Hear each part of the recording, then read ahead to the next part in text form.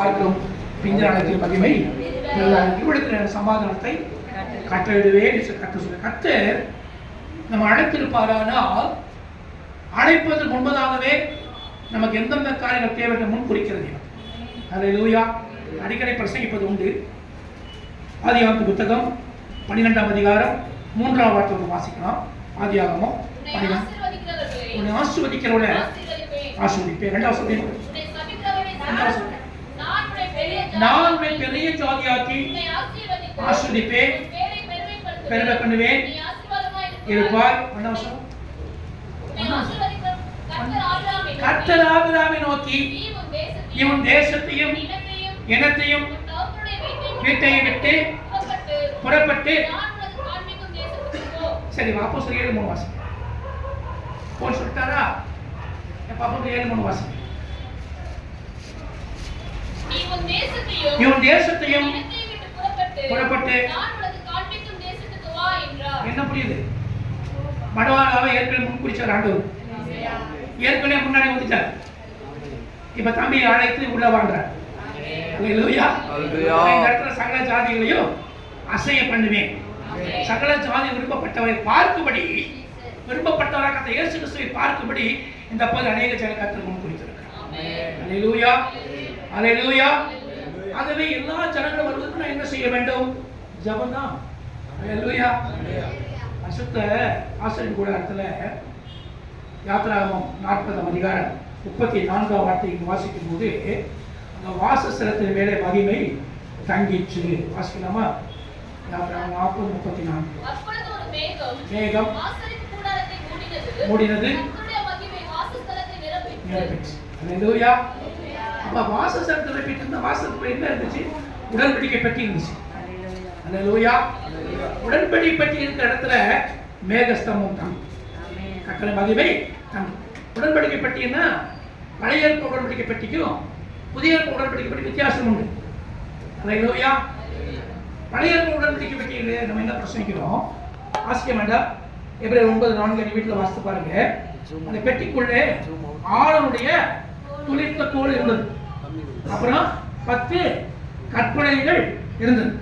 அப்புறம் மன்னா வைக்கப்பட்ட அந்த ஊழியத்துல கர்த்தர் மகிமை தங்க வேண்டுமானால் ஆளுடைய துளிர்த்த கோலை குறித்து பிரசங்கிக்க, உயிர் திறந்த இயேசுவை குறித்து சுவிசேஷமாய் பிரசங்கிக்கிற சபையாக இருக்க வேண்டும். இரண்டாவதாக 10 கற்பனைகள் இருந்தது. கற்பனைகள் ஜீவ வார்த்தையாகிய இயேசு கிறிஸ்துவை குறித்து பிரசங்கிக்கிற சபையாக இருக்க வேண்டும். சத்தியத்தை பிரசங்கிக்கிற சபையாக இருக்க வேண்டிய காலங்கள், கடைசி கால சத்தியங்கள் தள்ளுபடியாகிறது. எரேமியா 28 பிரகாரமாய் சத்தியம் இல்லாமல் போகிறது. சத்தியத்தை பிரசங்கிக்காத கள்ள போதர்கள் எழுதி கொண்டிருக்கிறார்கள். அல்லேலூயா. ஆனால் சத்தியம் இன்றைக்கு சாதாரண சத்தியம் பூமியிலிருந்து முளைக்கும், நீதி வேற இருந்து பார்க்கும். அல்லேலூயா. சத்தியத்தை மறைக்க ஒருவராலும் முடிய முடியும். சத்தியம் இயேசுதான். அல்லேலூயா. அல்லேலூயா. அப்ப உடன்படிக்கை பற்றி என்ன பார்த்தோம்? அவருடைய துளிர்த்த கோல் என்னது? உயிர் திறந்த இயேசுவின் சுவிசேஷம். 10 கற்பனைகள் ஜீவ வார்த்தையாகிய இயேசு. 3ஆவது மன்னா வைக்கப்பட்ட ஜீவ உடன்படிக்கையாக கிறிஸ்து அப்பமாகிய அல்லேலூயா. இப்படி பிரசங்கிக்கிற சபையில கர்த்தருடைய மகிமை ஆலயத்துல தங்கிச்சு. அல்லேலூயா. ஏன் தங்கிட்டு? ஆலயத்துல தங்கிட்டுன்னா மகிமை உள்ள வந்தாக்கா யார் வருவா? மகிமை கர்த்தருடைய சேனைகள் உள்ளவர். அல்லேலூயா.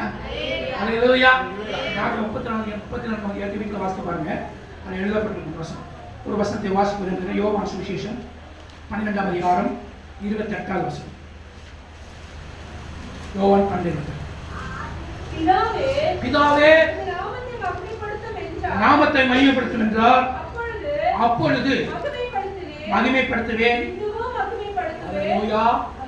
அல்லேலூயா. கர்த்தர் தம்பியை மகிமைப்படுத்தினார். என்ன மகிமைப்படுத்துவார்? அல்லேலூயா. மகிமை என்னங்க? மகிமை இருக்குமானால் சத்துருக்களை ஆண்டவர் சித்தரிப்பார். அல்லேலூயா. நம்மையோ அவர் மேன்மைப்படுத்துவார். அதான் மிரியாம் ஒரு சகோதரி இருந்தாங்க. அவங்க பாட்டு பாடினாங்க. மகிமையாய் வெற்றி சிறந்தார். அல்லேலூயா. வெற்றி சிறக்கிற ஆண்டவர் ஆலயத்துக்குள்ள வந்திருக்கிறார். அல்லேலூயா. வந்த ஆண்டவர் தீர்க்க சொல்கிறது மீகா தீர்க்க புஸ்தகம் 4ஆம் அதிகாரம் 2 வசனத்தை வாசிக்கிறோம். மீகா 4 முதல் 2 வசனம். ஆனாலும் கடைசி நாட்களில் கர்த்தருடைய ஆலயமாகிய பர்வதம் கொடுமுடி உயரமான இடம் கொடுமுடி ஸ்தாபிக்கப்பட்டு உயர்த்தப்பட்டிருக்கும். எல்லா ஜனங்களிடத்துல ஓடி வர. அல்லேலூயா. அப்படியே கர்த்தர் சபையை ஆசீர்வதிக்கப்பட்ட ஒரு வசனத்தை வாசனை ஜெபிக்கிறது. சங்கீத புத்தகம் 24ஆம் வசனம் 7ஆம் வசனம். வாசல்களே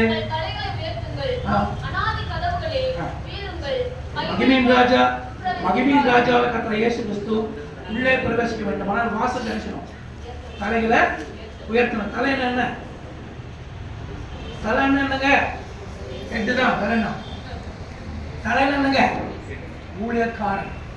செருபாபேல் தலைக்கல்லை கொண்டுருவான். அபிஷேகம் பெற்றவன் தலை. அபிஷேகம் பெற்ற தீர்க்கதரிசிகள் தலை. ஊழியக்காரன் தலை. அல்லேலூயா. அவன் தலைகளை எரிசிடுமா? மகிமையில் உள்ள பிரவேசனால தலைகளை உயர்த்த வேண்டும். அல்லேலூயா. அனாதி கதவுகள் என்ன? விசுவாசிகள். அல்லேலூயா. ஆமா. 2 கொரிந்தியர் 2ஆம் அதிகாரம் 11ஆம் வசனம். 2 கொரிந்தியர் 2ஆம் அதிகாரம் 11ஆம் வசனம். சாத்தானாலே நாம் மோசம் போகாதபடிக்கு மேலும் பிரசங்கிக்கும்படி சிரோவா பட்டணத்திலே வந்தபோது கர்த்தராலே எனக்கு கதவு திறக்கப்பட்டிருக்கிறது. அல்லேலூயா. கர்த்தர் இந்த இடத்துல கதவை திறக்கிறார். ஆமென். அல்லேலூயா. கதவு திறந்தவுடன் அநேக பிள்ளைகளை கர்த்தர் கொண்டு வருவார். தீர்க்கதரிசனம். வாசல் வழியாக கர்த்தர் மகிமை உள்ளே பிரவேசித்தது. அம்பாலத்தை கர்த்தர் மகிமை நடைபெற்று அந்த மகிமைக்குள்ளே மோசே காணப்பட்டார். அல்லேலூயா. அல்லேலூயா. மோசே விதமாய்